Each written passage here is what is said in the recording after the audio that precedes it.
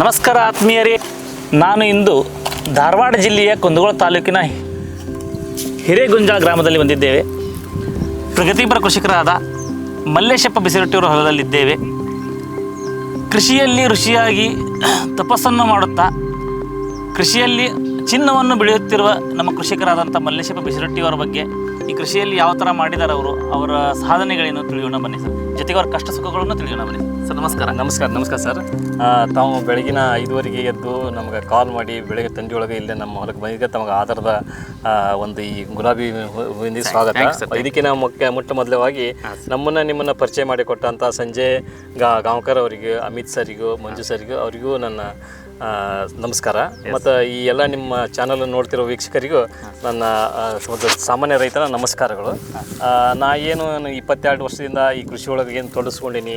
ನಾ 22 ವರ್ಷದಿಂದ ಹೊರಗಲಿದ್ದ ಏನೂ ಅಪ್ಪಿ ತರಂಗಿಲ್ಲ. ಅದು ಯಾವ ರೀತಿ ಮಾಡ್ತಿದ್ದೀನಿ ಮತ್ತು ನಾನು ಏನೋ ಹೇಳ್ಬೇಕಂತಂದ್ರೂ ನಾನು ಇವತ್ತಿನ ಅನುಭವಿಸ್ಕೊಂತಾನೆ ಮಾಡ್ತಾಯಿದ್ದೀನಿ. ಇದನ್ನು ಈಗ ಒಂದು 10 ವರ್ಷ ಮಾಡಿ ಕೃಷಿ ಬಿಟ್ಟಿಲ್ಲ.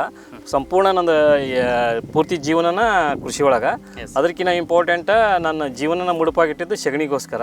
ಆ ಸಗಣಿ ಒಳಗೆ ಏನು ಬದಲಾವಣೆ ಆಕತಿ, ಅದು ಹೆಂಗೆ ಆಕತಿ, ಅದನ್ನು ಹೊಲಕ್ಕೆ ಹಾಕೋದ್ರಿಂದ ಎಷ್ಟು ಲಾಭ ಐತಿ, ಅದು ಬೆಳೆ ಹೆಂಗೆ ಬರ್ತಾವಳನ್ನು ತಮ್ಮ ಚಾನಲ್ ಮುಖಾಂತರ ತಮಗೆಲ್ಲನೂ ತೋರಿಸ್ಕೊಡ್ತೇನೆ ರೀ. ಧಾರವಾಡ ಜಿಲ್ಲೆಯಾದ್ಯಂತ ನಾವು ಎಲ್ಲಿ ಹೋದ್ರೂ ಮಲ್ಲೇಶ್ವರ ಬಿಸಿರೊಟ್ಟಿ ಹೊಲಕ್ಕೆ ಹೋಗ್ರಿ ನೀವು, ಅವ್ರು ಬೆಳೆಯುವಂಥ ಸಾವಯವ ಕೃಷಿಯಲ್ಲಿ ನಿಪುಣರದಾರ ಅವರು. ಜೊತೆಗೆ ಅವರು ಬೆಳೆಯುವಂಥ ಸಾಂಬಾರ್ ಪದಾರ್ಥ ಆದಂಥ ಮೆಣಸಿನಕಾಯಿ ಸರ್. ತಾಲೂಕು, ಜಿಲ್ಲೆ, ರಾಜ್ಯ, ದೇಶವನ್ನು ಬಿಟ್ಟು, ಆ ಗಡಿಯನ್ನು ಬಿಟ್ಟು ಅದು ಆಚೆಗೂ ಅವ್ರದ್ದು ಹೆಸರು ಹೆಸರು ಅಂತ ಹೇಳ್ತಾರೆ ಸರ್. ಅದಕ್ಕೆ ಮೂಲ ಗುಟ್ಟು ಸರ್, ಅದಕ್ಕೆ ಕಾರಣ ಅಂತ ಮೂಲ ಗುಟ್ಟು ರೀ, ನಮ್ಮ ಭಾರತ ದೇಶ ಪ್ರಸಿದ್ಧವಾದ ದೇಶ ಆಗಕ್ಕೆ ಕಾರಣ ರೀ ಸಾಂಬಾರು ಪದಾರ್ಥ ರೀ. ಇದು ಮೆಣಸಿನ್ಕಾಯಿ ರೀ. ಈ ಮೆಣಸಿನ್ಕಾಯಿ ಮೂಲ ಈಗ ತುಸು ಹೆಚ್ಚು ಕಡಿಮೆ 70-80 ನಮ್ಮ ಅಜ್ಜ ಮುತ್ತಜ್ಜರ ಕಾಲದಿಂದ ಹೊರದೇಶಕ್ಕೆಲ್ಲ ಎಕ್ಸ್ಪೋರ್ಟ್ ಆಕಿತ್ತಿರದ. ಇದು ಹೊರದೇಶಕ್ಕೆ ಹೋಗುವಷ್ಟು ಎಕ್ಸ್ಪೋರ್ಟ್ ಅವಾಗಿತ್ತು ರೀ. ಯಾರಿಗೂ ಇದು ಎಕ್ಸ್ಪೋರ್ಟ್ ಬಗ್ಗೆ ಹಿಂಗೆ ಇರ್ತೈತಿ ಹಿಂಗೆ ಗೊತ್ತಿದ್ದಿಲ್ಲ. ಬಟ್ ಬರ್ತಾ ನಾವು ಇದಕ್ಕೆ NPK ಸ್ಪ್ರೇ ಜಾಸ್ತಿ ಮಾಡಿದ್ವಲ್ಲ ರೀ. ಆ NPK ಸ್ಪ್ರೇ ಮಾಡಿ ಇದನ್ನು ಮಾಡಕತ್ತಿಂದ ಇದ್ರ ಗುಣಮಟ್ಟ, ಇದ್ರೊಳಗೆ ರುಚಿ, ಇದ್ರ ಬಣ್ಣ, ಇದ್ರ ಕ್ವಾಲಿಟಿ ಸ್ವಲ್ಪ ವೇರಿಯೇಷನ್ ಆಗತ್ತೆ ರೀ. ಇದು ಯಾವಾಗ ಗೊತ್ತಾಕತಿ ಅಂತಂದ್ರೆ ಸುಮ್ಮ ಈ ಕೈಯಾಗ ಮೆಣಸಿನ್ಕಾಯಿ ಹಿಡ್ಕೊಂಡು ಇದ್ರ ಬಣ್ಣ ನೋಡಿದಾಗ ಗೊತ್ತಾಗಲ್ಲ. ಇದನ್ನು ನಾವು ಹೆಂಗೆ ಬ್ಲಡ್ ಚೆಕ್ ಮಾಡಿಸಿದ್ರೆ ನಮ್ಮ ದೇಹದೊಳಗೆ ಏನೇನು ವೇರಿಯೇಷನ್ ಆಗೈತೆ ಅಂತ ಗೊತ್ತಾಗತ್ತಿಲ್ಲ. ಹಂಗೆ ಸಾಕಷ್ಟು ವೈಜ್ಞಾನಿಕವಾಗಿ ಇದನ್ನು ಲ್ಯಾಬ್ನಾಗ ಹಾಕಿದಾಗ ಇದ್ರಾಗ ಎಷ್ಟು ರೆಸಿಡ್ಯೂ ನಮ್ಮ ಇದಕ್ಕೆ ಬರ್ತೈತಿ, ನಮ್ಮ ದೇಹಕ್ಕೆ ಬರ್ತೈತಿ ಅನ್ನೋದು ಗೊತ್ತಾಗೈತಿ. ಹಾಗಾಗಿ ಇದಕ್ಕೆ ಎಷ್ಟು ರೆಸಿಡ್ಯೂ ಬರ್ತದೆ ಅಂತಂದ್ರೆ ತುಸು ಹೆಚ್ಚು ಈ ಮೆಣಸಿನ್ಕಾಯಿನ 5-4 ಸ್ಪ್ರೇ ಇಲ್ಲ ಬೆಳೆಯೋಕೆ ಚಾನ್ಸೇ ಇಲ್ಲ ಅಂತಾರೆ. ಪ್ರತಿಯೊಬ್ಬ ರೈತರು ಕೇಳಿದ್ರೆ ಗೊಬ್ಬರ ಇಲ್ಲ ಮತ್ತು ಅಕಸ್ಮಾತ್ ಇದು ಸ್ಪ್ರೇ ಇಲ್ಲ ಬೆಳೆಯೋಕೆ ಚಾನ್ಸೇ ಇಲ್ಲ ಅಂತಾರೆ. ಬಟ್ ನಾನು 22 ವರ್ಷದಿಂದ ಒತ್ತಟಕ್ಕೆ ಸ್ಟೋರಿ ಇಡ್ರಿ. ನಮ್ಮ ಬಾಲ್ಯದೊಳಗೆ ನಮ್ಮ ಅಜ್ಜ ಮನೆಯೊಳಗೆ ನಾವು ಜೀವನ ಕಳೆದಿದ್ವಿ. ನಮ್ಮ ತಂದಿಲ್ಲದಕ್ಕೆ ನಮ್ಮ ಅಜ್ಜಾರು ಸಾಕಷ್ಟು ಮೆಣಸಿನ್ಕಾಯಿ ಬೆಳೆಯೋರು, 10 ಕುರಿಗಟ್ಟಲೆ ಮೆಣಸಿನ್ಕಾಯಿ ಬೆಳೆಯೋರು. ಅವರು ಬೆಳೆದ್ರೆ ಅವ್ರು ಏನೂ ಮಾಡ್ತಿದ್ದಿಲ್ಲ, ಈ ಸಗಣಿ ಗೊಬ್ಬರ ಹಾಕ್ತಿದ್ರು, ಬೆಳೆ ಪರಿವರ್ತನೆ ಮಾಡ್ತಿದ್ರು. ಬಳ್ಳಿ ಶೇಂಗಾ, ಗೋಧಿ ಯಾವೆಲ್ಲ ಹಾಕ್ತಿದ್ರಲ್ಲ, ನೆಕ್ಸ್ಟ್ ಇಯರ್ ಆ ಹೊಲಕ್ಕೆ ಮೆಣಸಿನ ಗಿಡ ಹಾಕ್ತಿದ್ರು. ಬೆಳೆ ಚೆನ್ನಾಗಿ ಬರ್ತಿತ್ತು. ಅವ್ರು ಏನು ಮಾಡ್ತಿದ್ರು ಅಂದರೆ ಎಡಿ ಕುಂಟಿ ಹೊಡಿತಿದ್ರು, ಅಗಿ ಹಚ್ತಿದ್ರು, ಕಳೆ ತೆಗಿತಿದ್ರು, ಬೆಳೆ ಹಾರ್ವೆಸ್ಟ್ ಮಾಡ್ತಿದ್ರು. ನಾವು ಇವತ್ತು ಇಳುವರಿ ಬಗ್ಗೆ ಮಾತಾಡ್ತೀವಿ. ಅವ್ರು ಇಳುವರಿ ಬಗ್ಗೆ ಅವ್ರು ಹೆಂಗೆ ಅಂತಿದ್ರು ಅಂತಂದ್ರೆ ರೀ, ನಿಮಗೆ ಒಂದು ವಿಷಯ ಹೇಳ್ಬೇಕಂತಂದ್ರೆ, ಅವರು ಯಾರು ಹೊರಗೆ ಹೊಂಟ್ರೆ ನಿಮ್ಗೆ ಎಷ್ಟು ಹಾಕೋರು ರಿವರ್ಸ್ ಮೆಣಸಿನ್ಕಾಯಿ ಅಂತ ಕೇಳಿದ್ರೆ, ಇಲ್ಲಿ ಬಿಡಪ್ಪ ಒಂದು 6 ಎತ್ತಿನ ಬಣಿವಿ 8 ಎತ್ತಿನ ಬಣಿವಿ ಹಾಕತೇನ, ಇಷ್ಟು ಮೈ ಬಿಡಿಸುತ್ತಲೆ, ಅಷ್ಟು ಎತ್ತರ ಅಷ್ಟು ಉದ್ದ ಬೆಳತಿನ ತೂಕ ಮಾಡಿಲ್ಲ ಅಂತೇಳಿ ಆರಾಮ್ಸೆ ಹೇಳೋರು. ಇವತ್ತು ನಾವು 4 ಸ್ಪ್ರೇ ಮಾಡಿದ್ವಿ, 3 ಸ್ಪ್ರೇ ಮಾಡಿದ್ವಿ, ಮತ್ತು ಅವು 4 ಸ್ಪ್ರೇ 3 ಸ್ಪ್ರೇ ಮಾಡಿದ್ರು ಒಂದೊಂದ್ಸರಿ ಒಂದು ಕಾಯಿನೂ ಬರ್ಲಾರ್ದಂಗೆ ರೋಗ ಬಂದೈತಿ, ಹೆಂಗೆ ಹಾಳಾಗಿವಿ ಅಂತೇಳಿ ನಾವು ಮಾತಾಡ್ತೀವಿ. ಮಾತಾಡಿಂದ ಮತ್ತು ಭೂಮಿ ಫಲವತ್ತತೆ ಕಳ್ಕೊಳಕತ್ತೈತಿ. ಮತ್ತು ಈಗ ಇತ್ತಿತ್ತಲಾಗ ಈಗ 3-4 ವರ್ಷದಿಂದ ನಮ್ಮ ಭಾಗ ಸಂಪೂರ್ಣ ಮೆಣಸಿನ್ಕಾಯಿ ಬೆಳೆದ ಭಾಗ ಇದೆ. 4,000 ಹೆಕ್ಟರ್ನ್ಯಾಗ ತುಸು ಹೆಚ್ಚು ಕಡೆ 3,000 ಹೆಕ್ಟರ್ ಬೇರೆ ಮೆಣಸಿನ್ಕಾಯಿ ಬೆಳಿತಿದ್ರಿ. ಅಷ್ಟು ನಮ್ಮ ಮೆಣಸಿನ್ಕಾಯಿ ಮೂಲ ನಮಗೆ ಕಮರ್ಷಿಯಲ್ ಕ್ರಾಪ್ ಅಂದ್ರೆ ಅದು ದುಡ್ಡಿನ ವ್ಯವಹಾರಕ್ಕೆ ಮೆಣಸಿನ್ಕಾಯಿ ಬೆಳಿತಿದ್ರಿ. ಬಟ್ ಇತ್ತಿತ್ತಲಾಗಿ ಈ 2-3 ವರ್ಷದಿಂದ ಮೆಣಸಿನ್ಕಾಯಿ ಬೆಳೆದಂದ್ರೆ ಭಯ ಆಗಿಬಿಟ್ಟೈತ್ರಿ. ಭಯ ಆಗೈತಿ. ನಾವು ಮೆಣಸಿನ್ಕಾಯಿ ಬೆಳೆದ್ರೆ ಲಾಭ ಇಲ್ಲ. ಒಂದ್ಸರಿ ರೇಟೂ ಭಾಳ ವೇರಿಯೇಷನ್ ಆಕತ್ರಿ. 80,000 70,000 ಇದ್ದಿದ್ದು 5,000 3,000 ಆಗೈತ್ರಿ. ಹಿಂಗೆ ಸಾಕಷ್ಟು ಕಾರಣಗಳವ್ರಿ. ಇದು ಒಂದೇ ಕಾರಣ ಅಂತಲ್ಲ. ಹಂಗಿದ್ದಾಗ ನಾವು ಏನು ವಿಚಾರ ಮಾಡಿದ್ವಿ, ಪೂರ್ವಿಕರು ಹೆಂಗೆ ಬೆಳಿತಿದ್ರಲ್ಲ ಅದೇ ಥರ ಬೆಳೆದಿಟ್ಟರೆ ಗುಣಮಟ್ಟದ ಖಾರ, ಗುಣಮಟ್ಟದ ಮೆಣಸಿನ್ಕಾಯಿ ಬೆಳಿತೀವಿ, ನಮ್ಮ ಭೂಮಿ ಫಲವತ್ತತೆ ಹಾಳಾಗಲ್ಲ ಅಂತೇಳಿ ನಾವು ಇದನ್ನು ಮಾಡ್ತಾ ಬಂದಾಗ ನಮ್ಮ ಅದೇನು ಸಗಣಿ ಅಂತ ಅವರು ಸಗಣಿ ಗೊಬ್ಬರ ಅಷ್ಟೇ ಹಾಕ್ತಿದ್ರು ನಮ್ಮ ಪೂರ್ವಿಕರು. ಬಟ್ ಅದನ್ನ 1 ಟ್ರ್ಯಾಕ್ಟರ್ ಗೊಬ್ಬರ 2-3 ಟ್ರ್ಯಾಕ್ಟರ್ ವ್ಯಾಲ್ಯೂ ಆಗಂಗ ಸಾಕಷ್ಟು ಸಂಶೋಧನೆ ಮಾಡಿ ಅದ್ರೊಳಗೆ ಸಾಕಷ್ಟು ಕೃಷಿ ವಿಶ್ವವಿದ್ಯಾಲಯ ವಿಜ್ಞಾನಿಗಳ ಸಹಾಯ ಸಹಕಾರದಿಂದ ಅದನ್ನು ತಿಳ್ಕೊಂಡು ಅದನ್ನು ನಾವು ಪ್ರತಿ ವರ್ಷ ಸಗಣಿ ಒಳಗೆ ಏನೇನು ಹುಡ್ತೈತಿ ಭೂಮಿ ಒಳಗೆ ಹೆಂಗೆ ಲಾಭ ಆಕತಿ ಅಂತ ತಿಳ್ಕೊಂಡು ಅದನ್ನು ಬಳಸಿ ಈ 3 ವರ್ಷದಿಂದ ಸ್ಪ್ರೇ ಒಟ್ಟ ಮಾಡಿಲ್ಲ ಆ ಥರ ಬೆಳಿತೇವ್ರಿ. ಬೆಳೆದಿಂದ ನೀವೇನು ಆಗಲ್ಲ ಹೇಳಿದ್ರಲ್ಲ ನೀವು ಎಕ್ಸ್ಪೋರ್ಟ್ ಮಾಡ್ತೀರಿ ಹಂಗೆ ಹಿಂಗೆ ಅಂತೇಳಿ. ಬಟ್ ನಾ ಯಾವತ್ತೂ ಕನಸು ಕಂಡಿದ್ದಿಲ್ಲ ಏನಂತಂದ್ರೆ ನನಗೆ ಇದಕ್ಕೆ ಹಿಂಗೆ ಚೆನ್ನಾಗಿ ಬೆಳೆದ್ರೆ ನನಗೆ ರೇಟ್ ಜಾಸ್ತಿ ಬೇಕು, ನಾನು ಹಿಂಗೆ ಮಾಡಿ ಬದುಕ್ಬೇಕಂತ ಅಂದಿದ್ದಿಲ್ಲ. ಬಟ್ ಏನೋ ಗೊತ್ತಿಲ್ಲ, ನಾನು ಎಲ್ಲರ ಈ ಮೇಳಗಳ ಮಾಡ್ತಿದ್ರಿ ಅವಾಗ ಈ ಮೆಣಸಿನ್ಕಾಯಿ ಬೈದು ಇದ್ರ ಗುಣಮಟ್ಟ ಅವ್ರು ಕೊಡೋದು ಅವರೇ ಹೇಳ್ತಿದ್ರು ನಮಗೆ ನಿಮ್ಮ ಮೆಣಸಿನ್ಕಾಯಿ ಭಾಳ ಚಲೋ ಐತಿ, ನಮ್ಮ ಮುಂದಿನ ವರ್ಷ ನಮ್ಗೆ ಕೊಡು ಅಂತ ಹೇಳ್ತಿದ್ರು. ಹಿಂಗೆ ಆಗ್ತಾ ಇದು ನಮ್ಮ ನಂಬರ್ ಎಲ್ಲ ಗೂಗಲ್ನಾಗ ಹೋಗಿತ್ತೆ. ಗೂಗಲ್ನಾಗ ಹೋಗಿಂದ ಅಲ್ಲಿ ಡಯಸ್ಪರ ಕಂಪ್ನಿಯವ್ರದ್ದು ಸನಾ ಅಂತೇಳಿರಿ ಅವ್ರು ಬಂದು ನಮ್ಮ ಹೊಲ ಎಲ್ಲ ಪೂರ್ತಿ ಒಂದು ಈಗ 5-6 ವರ್ಷ ಹಿಂದ್ರಿ ಪೂರ್ತಿ ಎಲ್ಲ ಅಡ್ಡಾಡಿ ನಮ್ಮ ಸಾಯಿಲ ನಮ್ಮ ಈ ಮೆಣಸಿನ್ಕಾಯಿ ಎಲ್ಲ ತಗೊಂಡು ಅಮೇರಿಕಕ್ಕೆ ಹೋಗಿ ಮತ್ತೆಲ್ಲ ಲ್ಯಾಬ್ ಚೆಕ್ ಮಾಡಿಸಿ ಅವ್ರು ಹೇಳ್ತಾರ ಇಲ್ಲ ಮಲೇಶಪ್ಪ ನಮ್ಗೆ ಎಷ್ಟು ಬೇಕಲ್ಲ ಅಷ್ಟು ಮೆಣಸಿನ್ಕಾಯಿ ಮತ್ತು ಅಜ್ವಾನ್ 2 ಬೆಳೆ ನಮಗೆ ಕೊಡು ಅಂತ ಹೇಳಿದ್ರು. ಅವಾಗ 5 ವರ್ಷದಿಂದ ಈ ನಮ್ಮ ಮೆಣಸಿನ್ಕಾಯಿನ ಅಮೇರಿಕಕ್ಕೆ ಕಳ್ಸಾಕತ್ತೀವಿ. ಅದು ನಮ್ಮ ಐಕಾನ್ ಬ್ರ್ಯಾಂಡ್ ಮ್ಯಾಗ ಮಲೇಶಪ್ಪ ಗುಳಪ್ಪ ಬಿಸಿ ರೊಟ್ಟಿ ಹಿರೇಗುಂಜಳ ಕರ್ನಾಟಕ ಸ್ಟೇಟ್ ಅಂತೇಳಿ. ಬಟ್ ವಿಷಯ ನಾ ಹೇಳೋದು ಇಷ್ಟೇ, ನಾ ಅಮೇರಿಕಕ್ಕೆ ಮಾರ್ತೀನಿ ಅಂತ ನನಗೆ ಅಷ್ಟು ಹೆಮ್ಮೆ ಇಲ್ಲ. ನನಗೊಂದು ಏನು ನೋವು ಆಕತಿ ಅಂತಂದ್ರೆ ನಾ ಬಾಲ್ಯದೊಳಗಿದ್ದಾಗ ನಮ್ಮಲ್ಲಿ ಹೊಲಕ್ಕೆ ಹಣ್ಣು ಹರಿಯಾಕೆ ಬರ್ತಿದ್ದೆ. ಇಲ್ಲಿ ಕೊಪ್ಪಳ ಕೌಲೂರು ಹಿಂಗೆ ಯಲಬುರ್ಗ ಕಡಿದ್ದ ಹಣ್ಣು ಹರಿಯಾಕೋಸ್ಕರ ನಮ್ಮ ಹಳ್ಳಿಗೆ ಬರ್ತಿದ್ರು ಅವರು. ಹಳ್ಳಿಗೆ ಬಂದು ಅವ್ರು ಏನು ಮಾಡ್ತಿದ್ರು ಅಂತಂದ್ರೆ ಅವ್ರು ಪಗಾರ ಕಡಿಮೆ ಕೊಡ್ರಿ ನಮ್ಗೆ ಹೋಗುವಕ್ಕ ದಿನಾವಸ ಮೆಣಸಿನ್ಕಾಯಿ ಕೊಡ್ರಿ ನಮ್ಮ ಊರಿಗೆ ಹೋಯ್ತೀವಿ ಅಂತೇಳಿ 1 ಚೀಲ ಮೆಣಸಿನ್ಕಾಯಿ ಒಯ್ತಿದ್ರು ಅವರು. ಇಲ್ಲಿ ಏನಾಗೈತೆ ಅಂದ್ರೆ ಕೆಳಮಟ್ಟದೊಳಗೆ ನಮ್ಮ ಊರ ನಮ್ಮ ಜನ ಇವರು ಚೆನ್ನಾಗಿ ನಾನು ಬೆಳೆದಿದ್ದಂತ ಅಷ್ಟ ಅಲ್ರಿ, ಅವ್ರವ್ರ ಹೊಲದಾಗ ಅವ್ರವರು ಪ್ರತಿನಿತ್ಯ ಇವತ್ತು ಹುಟ್ಟಿದ ಕೂಸರಿ ಉಪ್ಪ ಖಾರ 2 ಮನುಷ್ಯಕ್ಕೆ ಬೇಕೇ ಬೇಕು, ಪ್ರತಿಯೊಂದು ಕೂಸಿಗೂ ಬೇಕು, ಎಲ್ಲರಿಗೂ ಬೇಕ್ರಿ. ಹಂಗ ಈ ಮುಖ್ಯ ನಾವು ಪ್ರತಿನಿತ್ಯ ಖಾರ ಬೆಳೆಸ್ತೇವಲ್ಲ, ಈ ಖಾರದ ಬೆಳೆ ಇಂಥ ಬೆಳೆಗಳನ್ನಾದರೂ ಕನಿಷ್ಠ ಪಕ್ಷ ನಾವು ಏನು ಇವು ಸ್ಪ್ರೇ ಮಾಡ್ಲಾರ್ದಂಗ ಹೊರಗಲಿದ್ದ ರಾಸಾಯನಿಕ ಗೊಬ್ಬರ ಹಾಕ್ಲಾರ್ದಂಗ ಒಂದು 10 ಎಕರೆ ಐತೆ ಅಂತಂದ್ರೆ 1 ಎಕರೆ ಮನಿ ಪೂರ್ತಿಕಾರ ಮಾಡ್ಕೊಂಡ್ರೆ ರೈತ ಸಸ್ಟೈನಬಲ್ ಗಟ್ಟಿಯಾಗಿರ್ತಾನ. ಅವ ಗಟ್ಟಿಯಾಗಿದ್ದಂದ್ರೆ ಜಗತ್ತು ಸಲುತಾನ. ಈಗ ನಾವು ಅವ್ರು ತಿಂತಾರ ಇವ್ರು ತಿಂತಾರ ಅನ್ನೋಕಿನ ರೈತ ತಿಂದು ಚೆನ್ನಾಗಿ ಸಸ್ಟೈನಬಲ್ ಆಗಿ ಬದುಕ್ಬೇಕಲ್ಲ, ಅಂದ ಕೃಷಿ ನಡೀತೈತಿ. ಈಗ ನೀವು ವಿಡಿಯೋ ಮಾಡಾಕತ್ತೀರಿ, ನೀವೆಲ್ಲ ಚೆನ್ನಾಗಿ ಊಟ ಗೀಟ ಆರೋಗ್ಯದಿಂದ ಹೆಲ್ದಿ ಇದ್ದಲ್ಲಿ ನನ್ನ ಏನೋ ಸಮಾಜಕ್ಕೆ ತೋರ್ಸಕತ್ತೀರಿ, ಸತ್ಯವನ್ನು ಹೇಳಾಕತ್ತೀರಿ. ಬಟ್ ನೀವ ಗಟ್ಟಿರ್ಲಿಲ್ಲ ಅಂತಂದ್ರೆ ಮತ್ತೆ ಅದು ಕೆಲಸ ಮಾಡೋಕ್ಕಾಗಲ್ಲ. ಅದೇ ಸಿಸ್ಟಮ್ ಆಗಿ ರೈತ ಏನಾಗಬೇಕಾಗೈತೆ ಅಂತಂದ್ರೆ ಈ ಸಾಕಷ್ಟು ಆಹಾರದೊಳಗೆ ಇದು ಕ್ರಾಪ್ ರೆಸಿಡ್ಯೂ ಇದೆ, ಮೆಡಿಸಿನ್ ರೆಸಿಡ್ಯೂ ಬರೋದ್ರಿಂದ ಆತನಿಗೆ ತೊಂದರೆ ಆಗತ್ತೆ. ಆತ ಸಸ್ಟೈನೇಬಲ್ ಆಗಿ ಬದುಕಾಕೂ ಆಗಲ್ಲ. ಒಂದು ವಿಚಾರ, ಮತ್ತು ಆರ್ಥಿಕ ಪರಿಸ್ಥಿತಿನೂ ಹಿಂದದನ. ಎರಡೂ ಕಳ್ಕೊಂತಾನ, ಆರೋಗ್ಯನೂ ಕಳ್ಕೊಂತಾನ, ಆರ್ಥಿಕ ಪರಿಸ್ಥಿತಿನೂ ಹಿಂದದನ. ಹಾಗಾಗಿ ನಮ್ಮ ವಿಚಾರ ಏನು ಅನಿಸ್ತೈತೆ ಅಂತಂದ್ರೆ ಮೊದ್ಲೇಗೆ ನಾವು ಗಟ್ಟಿ ಇದ್ದು ದುಡಿಯಾಕೆ ಗಟ್ಟಿ ಆದವಂತಂದ್ರೆ ನಮ್ಮ ದೇಹ ಗಟ್ಟಿ ಆತಂದ್ರೆ ಅದು ನಾವು ಚೆನ್ನಾಗಿ ನಾವು ಗಟ್ಟಿ ಆಗ್ಬೇಕಂತಂದ್ರೆ ಏನು ನಮ್ಮ ಮಣ್ಣಿನ ಆರೋಗ್ಯ ಗಟ್ಟಿ ಇರಬೇಕು. ನಮ್ಮ ಮಣ್ಣಿನ ಆರೋಗ್ಯ ಗಟ್ಟಿ ಇತ್ತಂತಂದ್ರೆ ನಾವು ಚೆನ್ನಾಗಿ ಗಟ್ಟಿರ್ತೀವಿ. ಹೆಂಗ ಅಂತ ನೀವು ಕೇಳ್ಬೋದು. ನಾವೆಲ್ಲ ಹುಟ್ಟಿರೋದು ಮಣ್ಣಿನಿದ್ದಾರೆ, ಮಣ್ಣಿಲಿದ್ದ ಬೆಳೆದಂಥ ಆಹಾರ ನಾವು ತಿಂದ್ವಿ. ಮುಂದೆ ನಮ್ಮ ತಂದೆ ತಾಯಿ ನಮ್ಮನ್ನು ಇದನ್ನು ಮಾಡಿದ ಜನ್ಮ ಕೊಟ್ಟರು. ನಾವು ಹಿಂಗ್ರಿ ನಾವು ಬದುಕೋದು ಎದರಲ್ಲಿದ್ದ ಮಣ್ಣಿನದಿಂದ ಬಂದಂಥ ಆಹಾರ ನಾವು ತಿಂತೀವಿ, ನಾವು ಬದುಕ್ತೀವಿ.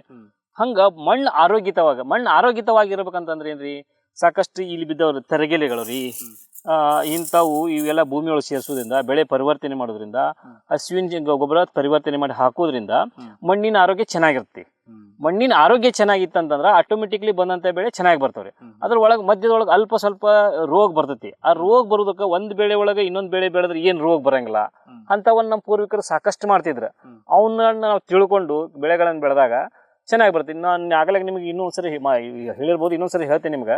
ನಾ ಹೇಳಿದ್ನಿಲ್ಲ, ನಮ್ಮ ಊರಿಗೆ 2 ಜನ ಮೆಣಸಿನ್ಕಾಯಿ ಬೆಳೆದೇವೆ ಅಂತೇಳಿ. ಅವರು ಸ್ವಲ್ಪ ಔಷಧಿ ಗೊಬ್ಬರ ಹಾಕಿ ಹೊಡೆದಾರ, ಬಟ್ ನಾವು ಏನೂ ಹಾಕಿ ಬೆಳೆದಿಲ್ಲ. ಬಟ್ ನೀವು ನೋಡ್ಬೋದು ನಮ್ಮ ಹೊಲ್ದಾಗ ರೀ, ಒಬ್ಬ ಏನು ಟಾಪ್ ಔಷಧಿ ಮೆಡಿಸಿನ್ ಏನು ಹಾಕಿ ಹೊಡೆದಾನಲ್ಲ ಆ ಥರ ಬೆಳೆನೇ ಐತಿ. ಇಲ್ಲಪ್ಪ ಬರಂಗಿಲ್ಲ ಅಂತಂದ್ರೆ ಆ ಥರನೇ ಬೆಳೆನೇ ಐತಿ. ಇಲ್ಲಪ್ಪ ಬರ್ತೈತಿ ಮಧ್ಯಮದೊಳಗೆ ಅಂತಂದ್ರೆ ಆ ಥರನೂ ಐತಿ. ಇಲ್ಲಿ ವೇರಿಯೇಷನ್ ಏನಾಗೈತಿ, ನಾವು ಏನು ವಿಚಾರ ಮಾಡ್ಬೇಕಂತ ಮೊದಲಾಗ ಎಲ್ಲಿ ನಾವು ಸಾಕಷ್ಟು ಕ್ರಾಪ್ ರೆಸಿಡ್ಯೂ ನಮ್ಮ ಇದು ಗೊಬ್ಬರ ನಾವು ಎಲ್ಲಕ್ಕೂ ಒಂದೇ ಸಮ ಗೊಬ್ಬರ ಹಾಕಿವಿ, ಎಲ್ಲಿ ಹೆಚ್ಚು ಹಾಕಿಲ್ಲ ಕಡಿಮೆ ಹಾಕಿಲ್ಲ. ವಿಷಯ ಇಷ್ಟ ರೀ, ಹಿಂದಿನ ವರ್ಷದ ಯಾವ ಹೊಲ ನಾವು ಆ ಹೊಲಕ್ಕೆ ಏನೇನು ಕ್ರಾಪ್ ರೆಸಿಡ್ಯೂ ಹಾಕಿವಿ, ಅದು ಎಲ್ಲಿ ಹೆಂಗೆ ಚೆನ್ನಾಗೈತಲ್ಲ ಹಂಗೆ ಬೆಳೆದ್ರೆ ನಾವೇನು ಇವತ್ತು ನಮ್ದು ಇಳುವರಿ ಬಗ್ಗೆ ಐತಲ್ಲ, ಇಳುವರಿ ಬೆಳಿಬೇಕು ಅನ್ನೋದು ತಪ್ಪಲ್ಲ. ಇಳುವರಿ ಬೆಳಿಬೇಕು. ಹೆಂಗೆ ಬೆಳಿಬೇಕು, ಹೊರಗಲಿದ್ದ ತಂದು ಹಾಕಿ ಇಳುವರಿ ತಗೋಬೇಕು ಅನ್ನೋ ಕಾನ್ಸೆಪ್ಟ್ ಇರಬಾರ್ದು. ನಮ್ಮಲ್ಲೇ ಇರುವಂಥದನ್ನ ನಾವು ಹಾಕಿ ನಾವು ಹೆಂಗೆ ಇಳುವರಿ ಹೆಚ್ಚು ಮಾಡ್ಕೋಬೇಕು ಅನ್ನೋದು ಬಂತಂದ್ರೆ ಅವನು ಆರೋಗ್ಯ ಇರ್ತಾನೆ, ಅವನ ಮಣ್ಣು ಆರೋಗ್ಯ ಇರ್ತೈತಿ, ದೇಶದ ಜನತೆಯ ಆರೋಗ್ಯನೂ ಚೆನ್ನಾಗಿರ್ತದೆ. ಇದು ಇಂಪಾರ್ಟೆಂಟ್ ಆಗೈತಿ. ನಾನು ಎಲ್ಲೋ ಈಗ ಒಂದು ರಾಸಾಯನಿಕ ಗೊಬ್ಬರ ತಯಾರು ಮಾಡ್ಬೇಕಂತಂದ್ರೆ ಯಾವುದೋ ದೇಶದೊಳಗಿದ್ದ ಕಚ್ಚಾ ವಸ್ತು ತರಬೇಕು. ಅದನ್ನ ತಗೊಂಡ್ಬಂದು ಅದನ್ನ ಫ್ಯಾಕ್ಟ್ರಿ ಒಳಗೆ ರೆಡಿ ಮಾಡಿ ಅವ ಕೊಡ್ಬೇಕು. ಅವ ಕೊಡೋದು ಅಕಸ್ಮಾತ್ ಇವತ್ತು ಈ ವರ್ಷ ಪ್ರೊಡಕ್ಷನ್ ಕಡಿಮೆ ಇತ್ತಂತಂದ್ರೆ ಇನ್ನೊಬ್ಬ ರೈತ ಸಿಗಲ್ಲ, ಅವಾಗ ಆಹಾಕಾರ ಅದು ನಿಮ್ಮ ಮನ್ಯಾಗ ಸಿಗುತ್ತೆ. ಇದಕ್ಕೊಂದು ಸಣ್ಣ ಉದಾಹರಣೆ ಹೇಳ್ತೀನಿ ನಿಮ್ಗೆ. ಈಗ ಅಗಸಿ ಚಟ್ನಿ ರೀ, ಅಗಸಿ ಚಟ್ನಿ ಮನ್ಯಾಗ ಎಲ್ಲರೂ ಅವಾಗ ನಮ್ಮ ಪೂರ್ವಿಕರು ನಮ್ಮ ಹೊಲ್ದಾಗ ಅಗಸಿ ಬೆಳೆದೇವಿ. ಇಲ್ಲ ಮಿದ್ರಿಗೆ ಅಗಸಿರಿ ಇದು ಅಗಸಿರಿ. ಈ ಅಗಸಿ ಚಟ್ನಿನ ಊಟದಾಗ ತಿಂತಿದ್ವಿ. ಈ ಅಗಸಿ ಚಟ್ನಿ ತಿನ್ನೋದ್ರಿಂದ ವಿಜ್ಞಾನ ಏನ್ ಹೇಳಾಕತೈತಿ ಅಂತಂದ್ರೆ ಈಗ ಒಮೆಗಾ ಫ್ಯಾಟಿ 3 ಸಿಗ್ತೈತೆ ಅದ್ರ ಅಗಸಿ ಚಟ್ನ್ಯಾಗ ಅಂತ ಹೇಳ್ತೈತಿ. ಈ ಅಗಸಿ ಚಟ್ನಿ ತಿನ್ನೋದ್ರಿಂದ ಒಮೆಗಾ ಫ್ಯಾಟಿ 3 ಸಿಗ್ತೈತಿ. ಚಿಯಾ ಸೀಡ್ ತಿನ್ನೋದ್ರಿಂದ ಒಮೆಗಾ ಫ್ಯಾಟಿ 3 ಸಿಗ್ತೈತಿ. ಬಟ್ ಮೆಡಿಸಿನ್ ಅಂಗಡಿಯಾಗೂ ಒಮೆಗಾ ಫ್ಯಾಟಿ 3 ಸಿಗ್ತೈತಿ. ನಮ್ಗೆ ಏನ್ ಅರ್ಥ ಆಗ್ಬೇಕೈತಿ, ಮೆಡಿಸಿನ್ ಅಂಗಡಿಯಾಗ ತಂದ್ರೆ ನಮ್ಗೆ ಹೊರೆ ಅದ. ನಮ್ಮ ಮನ್ಯಾಗ ಇರುವಂತ ಚಿಯಾ ಸೀಡ್ ನಮ್ಮ ಅಗಸಿ ಚಟ್ನಿ ತಿಂದ್ರ ನಮಗ್ ಹೆಂಗ ನಮ್ಗೆ ಒಮೆಗಾ ಫ್ಯಾಟಿ 3. ಇದೊಂದು ಸಣ್ಣ ಉದಾಹರಣೆ ನಿಮಗೆ ಹೇಳ್ತಾ ಇರೋದು. ಹಂಗ ನಮ್ಮ ಭೂಮಿಗೆ ಮೆಣಸಿನ್ಕಾಯಿ ಬೆಳಿಬೇಕಾದ್ರೆ ಏನ್ ಬೆಳಿ ಪರಿವರ್ತನೆ ಮಾಡ್ಬೇಕು. ಇವತ್ತು ನಾವು ಗಾವಾಗ ಬೀಟಿ ಹತ್ತಿ ಬೆಳೆದ್ರೆ ಅದಕ್ಕೆ ಮೆಣಸಿನ್ಕಾಯಿ ಹಾಕಿದ್ರೆ ಸಾಕಷ್ಟು ರೋಗ ಬರ್ತಿ. ಇದ್ರೊಳಗೆ ಜೇದರ್ ಹತ್ತಿ ಬೆಳೆದ್ರೆ ಚೆನ್ನಾಗಿ ಬರ್ತಿ. ಮತ್ತೆ ನಾವು ಹುಯಿ ಅಂತ ಬರೀ ಮೆಣಸಿನ ಗಿಡ ಮಾಡೋದ್ರಾಗ ಲಾಸ್ ಐತಿ. ಅಂಥವೆಲ್ಲ ನಮ್ಮ ಪೂರ್ವಿಕರ ಸತ್ಯಗಳನ್ನ ಅಸತ್ಯಗಳನ್ನ ನಾವು ವೈಜ್ಞಾನಿಕವಾಗಿ ತಿಳ್ಕೊಂಡು ಮತ್ತೆ ಇವತ್ತು ವೈಜ್ಞಾನಿಕವಾಗಿ ಏನು ಅಳವಡಿಸ್ಕೊಳಕ್ ಸಾಧ್ಯ ಐತಿ ಅವ್ನ ಅಳವಡಿಸ್ಕೊಂಡು ಭೂಮಿಗೆ ಹಾರ್ಮ್ ಆಗ್ಲಾರಂತ, ಭೂಮಿಗೆ ತೊಂದರೆ ಆಗ್ಲಾರಂತ ಕೆಲವೊಂದು ಮಾಡಿದಾಗ ನಾವು ಬೆಳೆ ಬೆಳೆದಾಗ ಚೆನ್ನಾಗಿ ಬೆಳಿ ಬಂತಂದ್ರೆ ನಾವು ಮಾತಾಡೋದಲ್ಲ, ಈ ಆಹಾರ ಮಾತಾಡ್ತೈತಿ. ಆಹಾರ ಮಾತಾಡಿದಾಗ ಅವ್ರು ಹುಡುಕಿ ನಮ್ಮ ಮಂತೆಗೆ ಬರ್ತಾರ. ಬಂದಾಗ ನಾವು ಸಸ್ಟೈನಬಲ್ ಆಗಿರ್ತೀವಿ, ಅವ್ರು ಚೆನ್ನಾಗಿರ್ತಾರ. ಇದು ಸರ್ ಮೇನು ಮಧ್ಯವರ್ತಿಗಳು ಏನಾರ ಅದಾರ ಸರ್? ಈಗ ನೀವು ಅಮೆರಿಕಾಗೆ ಏನು ಕಳಿಸ್ತೀರಿ, ಯು ಎಸ್ ಏನು ಕಳಿಸ್ತೀರಿ? ಇಲ್ಲ, ನಮ್ಮ ಜೋಡಿ ಮಾತ್ರ ಮಧ್ಯವರ್ತಿಗಳು. ಅವರ ಡೈರೆಕ್ಟ್ ಬಂದಿದ್ರಿ. ಯಾರು ಅವರ ಅಮೆರಿಕದಲ್ಲಿ? ಅಮೆರಿಕ ಸನಾ ಅಂತೇಳಿ ಒಬ್ರು ಮೇಡಮ್ ರೀ, ಒಂದು 7-8 ಜನ ಅಲ್ಲಿ ಕೆಲಸ ಮಾಡ್ತಾರ್ರಿ. ಇಲ್ಲಿ ಅವ್ರದ್ದು ಬ್ರಾಂಚ್ ಬಾಂಬೆದಾಗ ಐತಿ. ಅವರು ಡಯಾಸ್ಪರ ಅಂತೇಳಿ ಒಂದು ಕಂಪ್ನಿ ರೀ. ಅವರು ನಾವ್ ಇಲ್ಲಿದ್ದ ಅವ್ರು ನಮ್ ಖರೀದಿ ಮಾಡೋದು ಬರೀ ಮೆಣಸಿನ್ಕಾಯಿ ರೀ. ಮೆಣಸಿನ್ಕಾಯಿನ ಪೌಡರ್ ಮಾಡಿ ಹೋಗ್ತಾರ. ಪೌಡರ್ ಚಾರ್ಜ್ ಅದ್ರಲ್ಲಿ ಅವ್ರ ಮಾಡ್ತಾರ್ರಿ. ಬಟ್ ನಾವು ಇದು ಮೆಣಸಿನ್ಕಾಯಿ ಏನೈತಲ್ರಿ, ಇದನ್ನ ಪೌಡರ್ ಮಾಡಿ ಬಾಂಬೆ ಕಳ್ಸೋದು ಅಷ್ಟೇ ರೀ. ಅವ್ರು ಅಲ್ಲಿ ಹೋಗಿಂದ ನಮ್ಗೆ ತೋರಿಸ್ತೀನಿ. ಅಲ್ಲಿ ಒಂದು ಡಬ್ಬಿ ಐತಿ, ಅದ್ರ ಒಂದು 40 ಗ್ರಾಮ್ ಪಾಕೆಟ್ ಮಾಡ್ತಾರೆ ಅವ್ರು ಒಂದು ಡಬ್ಬಿ ಒಳಗ. ಆ ಥರ ಮಾಡಿ ಅದನ್ನ ಸಂಪೂರ್ಣ ಪ್ಯಾಕೇಜ್ ಮಾಡಿ US ಕಳಿಸಿ ಮಾಡ್ತಾರೆ. ಬಟ್ ಇದು ಸಾಧ್ಯ ಐತ್ರಿ, ಎಲ್ಲರಿಗೂ ಸಾಧ್ಯ ಇಲ್ಲ ಅಂತ. ಇದನ್ನ ಯಾಕೆ ಹೇಳಿದ್ನಪ್ಪ ಸರ್, ಈ ನಮ್ಮ ಕಡೆ ಭಾಗದಾಗ ಮೆಣಸಿನಕಾಯಿ ಸಾಂಬಾರ್ ಪದಾರ್ಥ ಎತ್ತಿದ ಕೈ ಸರ್, ಬ್ಯಾಡಗಿ ಹಾವೇರಿ ಜಿಲ್ಲಾ ಈ ಕಡೆ ಸಂಸ್ಥೆ ಸ್ಟಾರ್ಟ್ ಆಗತ್ತೆ ಸರ್. ಹೌದು ಸತ್ಯ. ಅವ್ರಿಗೆ ಯಾಕೆ ಸರ್ ಅದನ್ನ ಪಡಿಲಿಕ್ಕೆ ಆಗಿಲ್ಲ? ಅಲ್ಲಿ ಆ ಸಂಸ್ಥೆಯಲ್ಲಿ ಬಂದ್ರು ಉಳ್ದವ್ರನ್ನ ಚೆಕ್ ಮಾಡಿರ್ತಾರೆ ಸರ್ ಅವರು. ಬಟ್ ನಿಮ್ದ ಯಾಕೆ ತಗೊಂಡ್ರು ಬೇಕು ಸರ್? ಒಂದು ವಿಷಯ ರೀ, ನನ್ನ ರಕ್ತ ಚೆಕ್ ಮಾಡಿಸಿದ್ರು ರೀ. ನಂದೊಂದು ತಪಸ್ಸೈತ್ರಿ. ನಂದೊಂದು ಏನ್ ತಪಸ್ಸೈತಿ ಅಂದ್ರೆ, ನಮ್ಮ ತಾಯಿ ನನಗೆ ಇದನ್ನ ಕೃಷಿ ಮಾಡಂತೇಳಿ ಬದುಕು ಕೊಟ್ಟಲ್ರಿ.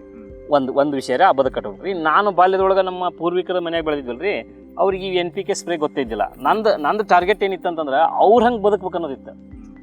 ಇವತ್ತು ಆಧುನಿಕ ಯುಗದೊಳಗೆ ಇಷ್ಟು ಪೆಸ್ಟಿಸೈಡ್ ಈಗ ನಂಗೆ ಎಲ್ಲರೂ ಸಾಕಷ್ಟು ಬರ್ತಾರ. ನಮ್ದು ಇದು ಆರ್ಗ್ಯಾನಿಕ್ ಔಷಧ ರೀ, ಇನ್ನೊಂದು 2 ಸಾಲ ಸ್ಪ್ರೇ ಮಾಡ್ರಿ ಅಂತೇಳಿ. ನೀವು ಕೋಟಿ ಕೊಡ್ತೀನಿ ಅಂದ್ರೆ ನಾವು ಸ್ಪ್ರೇ ಮಾಡಂಗಿಲ್ಲಪ್ಪ. ನೀವು ಬೇಕಂತಂದ್ರೆ ಬೇರೆ ಹೊಲ ಸ್ಪ್ರೇ ಮಾಡಿ ತಿಳ್ಕೊ ಅದ್ರ ಬಗ್ಗೆ ಏನು ಬದಲಾವಣೆ ಆಗಿರ್ತದೆ. ಬಟ್ ನಂದೊಂದು ಇದು ಕನಸೈತಿ. ಏನೈತಿ ಕನಸೈತಿ ಅಂದ್ರೆ, ನಮ್ಮ ಪೂರ್ವಿಕರು ಹೆಂಗೆ NPK ಸ್ಪ್ರೇ 2 ಶಬ್ದ ಗೊತ್ತಿದ್ದಿಲ್ಲ, ಆ ಥರ ನಾವು ಹಸುವಿನ ಗೊಬ್ಬರ ಪರಿವರ್ತನೆ ಮಾಡಿ ಹಾಕೋದು, ಬೆಳೆ ಬೆಳೆಯೋದು. ಬೆಳೆ ಒಳಗೆ ನಾವು ರೋಗ ಬರಲಾರ್ದು ಏನೇನು ಮಾಡ್ಕೋಬೇಕು ಅನ್ನೋದು ನಾವು ಮಾಡ್ಬೇಕಂತೇಳಿ ನಾವು ಪ್ರಯತ್ನ ಪಟ್ಟಾಗ ಈಗ 3 ವರ್ಷದಿಂದ ಸ್ಪ್ರೇನ ನಿಲ್ಲಿಸ್ಬಿಟ್ಟಿವಿ. ಹಂಗಾಗಿ ಈಗ ಸಕ್ಸಸ್ ಆಗೈತಿ. ಇದನ್ನ ನಾವು ಮಾಡ್ತಾ ಹೋದಾಗ ಇನ್ನೂ ಸಕ್ಸಸ್ ಆಕೈತ್ರಿ. ಈ ವರ್ಷ ಸಿಕ್ಕಾಪಟ್ಟೆ ಫ್ಲಡ್ ಅಂದ್ರೂ ಮೆಣಸಿನ ಗಿಡ ಐತಿ. ಅದು ಮಾತ್ರ ಏನೂ ಸ್ಪ್ರೇ ಮಾಡ್ಲಾರ್ದಂಗ, ಗೊಬ್ಬರ ಹಾಕ್ಲಾರ್ದಂಗ. ಅಂದ್ರೆ ಏನು ಅರ್ಥ ಇಷ್ಟ, ನಮ್ಮ ಭೂಮಿ ಒಳಗೆ ತಡ್ಕೊಳ್ಳೋಂಥ ರೋಗ ನಿರೋಧಕ ಶಕ್ತಿ ಬಂದೈತಿ. ಮತ್ತು ಹಕ್ಕಿ ಪಕ್ಷಿಗಳು ಜಾಸ್ತಿ ಬರ್ತವು. ಹಂಗಾಗಿದ್ರೆ ನ್ಯಾಚುರಲ್ ಆಗಿ ನನಗೆ ನೋಡ್ರಿ, ಈಗ ಒಂದು ಸ್ಪ್ರೇ ಮಾಡಂಗಿಲ್ಲ, ಗೊಬ್ಬರ ತಂದು ಹಾಕಂಗಿಲ್ಲ. ಇನ್ನು ಉಳ್ಕೋದು ಎಲ್ಲರೂ ಫಾರ್ಮರ್ ಎಲ್ಲ ಕೆಲಸ ಮಾಡ್ತಾರ. ನಾನು ಇವೆರಡು ಮಾಡಂಗಿಲ್ಲ. ಇವೆರಡು ಮಾಡೋದ್ರಿಂದ ನಮ್ಮ ಆರ್ಥಿಕ ಪರಿಸ್ಥಿತಿ ಒಳಗೆ ದುಡ್ಡು ಉಳಿದೈತಲ್ಲ, ಒಂದು ದುಡ್ಡು ಉಳಿದೈತಿ. ನಮ್ಮ ಭೂಮಿ ಮಣ್ಣು ಫಲವತ್ತತೆ ಇರ್ತೈತಿ. ಭೂಮಿ ಹಾರ್ಮಾಗಂಗಿಲ್ಲ. ಮತ್ತೆ ಇವನ್ನ ನಾವು ಇದು 1 ವರ್ಷಕ್ಕೆ ಆಗುವಂಥದ್ದಲ್ಲ. ಮಾಡ್ತಾ ಹೋದಾಗ ಪ್ರತಿಯೊಬ್ಬ ಫಾರ್ಮರ್ ರೈತ ಹಿಂಗಾದ್ರೆ ರೈತ ಎಷ್ಟು ಸಸ್ಟೈನೇಬಲ್ ಅಕ್ಕನ, ಎಷ್ಟು ಸ್ವಾಭಿಮಾನಿ ಅಕ್ಕನ. ಈಗ ಒಂದು ರೈತನಲ್ಲಿ ಸ್ವಾಭಿಮಾನ ಇಲ್ಲ. ಯಾಕಿಲ್ಲ ಅಂತಂದ್ರೆ ಸಾಕಷ್ಟು ಕಾರಣಗಳದವ್ರಿ. ಕೇವಲ ಇದಂತಲ್ಲ, ನಿಸರ್ಗದ ಬರ್ತದೆ ಸರ್. ಅದಕ್ಕೂ ಬರುತ್ತೆ. ಈ ಆತ್ಮವಿಶ್ವಾಸದ ಕೊರತೆ ರೈತರಲ್ಲಿ ಕಾಡೋದ್ರಿಂದ ಸಾಕಷ್ಟು ಆತ್ಮಹತ್ಯೆ ನಡೀತಾ ಇದೆ ಸರ್. ಬರೋಣ ಸರ್ ಲಾಸ್ಟಿಗೆ. ಈಗ ಮೊದಲು ನಿಮ್ಮ ಪಾರ್ಟ್ ಮುಗಿಸ್ಬಿಡ್ತಾರೆ ಸರ್. ಈಗ ಮೆಣಸಿನ ಗಿಡಕ್ಕೋಸ್ಕರ ಅದೇ ಅವ್ರು ಬಂದು ಎಲ್ಲ ಅವ್ರು ಚೆಕ್ ಮಾಡಿ ವೆರಿಫಿಕೇಶನ್ ಮಾಡಿ ಒಯ್ದಾರ ಸರ್. ಪ್ರತಿ ವರ್ಷ ಒಯ್ಬೇಕಾದ್ರೆ ಲ್ಯಾಬಿಗೆ ನಮ್ಗೆ ಸ್ಯಾಂಪಲ್ ಚೆಕ್ ಮಾಡಿ ಒಯ್ತಾರೆ. ಎಷ್ಟು ಎಕರೆ ಒಳಗೆ ಐತೆ ಸರ್ ನಿಮ್ಮ ಮೆಣಸಿನಕಾಯಿ? ಈ ವರ್ಷ ಒಂದು ನಾವು ಇನ್ನು ಭಾಳ ಒಳ್ಳೆ ಪ್ರಶ್ನೆ ಕೇಳಿದ್ವಿ. ನಾನು ಒಂದು 20 ಎಕರೆ ಹೊಲ ರೀ. 20 ಎಕರೆ ಹೊಲದಾಗ ಕನಿಷ್ಠ ಪಕ್ಷ ಒಂದು 4 ಎಕರೆ 5 ಎಕರೆ ಹೊಲ ಮೆಣಸಿನ ಗಿಡ ಮಾಡ್ತೀವಿ. ಪ್ರತಿ ವರ್ಷ ಇಲ್ಲೇ ಮಾಡಂಗಿಲ್ಲ ರೀ. ಈ ವರ್ಷ ನಾವು ಅಲ್ಲಿ ತೋರಿಸ್ತೀನಿ, ಬಳ್ಳಿ ಶೇಂಗಾ, ಗೋಧಿ ಏನು ಹಾಕಿದ್ವಲ್ಲ ಆ ಹೊಲಕ್ಕೆ ಮೆಣಸಿನ ಗಿಡ ಮಾಡ್ತೇವೆ ರೀ. ಮತ್ತು ಈ ಹೊಲಕ್ಕೆ ಮತ್ತು ಬಳ್ಳಿ ಶೇಂಗಾ, ಗೋಧಿ ಬೇರೆ ಬೇರೆ ಬೆಳೆ ಬರ್ತೀವಿ. ಹಂಗೆ ಒಂದೇ ಹೊಲಕ್ಕೆ ನಾವು ಕ್ರಾಪ್ ಹಾಕಂಗಿಲ್ಲ, ಬೆಳೆ ಬೆಳೆಯಂಗಿಲ್ಲ. ಪ್ರತಿ ವರ್ಷ ಬೆಳೆ ಪರಿವರ್ತನೆ ಮಾಡಿ. ಈ ಸಲ ಎಷ್ಟು ಹಾಕಿ ಸರ್? ಈ ಸತಿ ಒಂದು 4 ಎಕರೆ ಮಾಡಿವಿ. 4 ಎಕರೆ ಮಾಡಿರ್ತೀನಿ. ಅಂದಾಜು ಸರ್ ಸರಿ ಸುಮಾರು 1 ಎಕರೆಗೆ ನಿಮಗೆ ಲಾಭ ಎಷ್ಟು ಸರ್ ಈಗ? ನಾನು ಲಾಭದ ಬಗ್ಗೆ ಹೇಳ್ತೇನೆ ರೀ. ಆಮೇಲೆ ಎಷ್ಟು ಖರ್ಚು ಎಷ್ಟು ಸರ್ ಹೇಳ್ತೇನೆ ರೀ ವಿಷಯ ರೀ. ಒಂದು ಇಳುವರಿ ರೀ, ನಾನು 25 ಡಾಕ್ಯುಮೆಂಟ್ಸ್ ಹೇಳಿದ್ನಲ್ಲ ರೀ.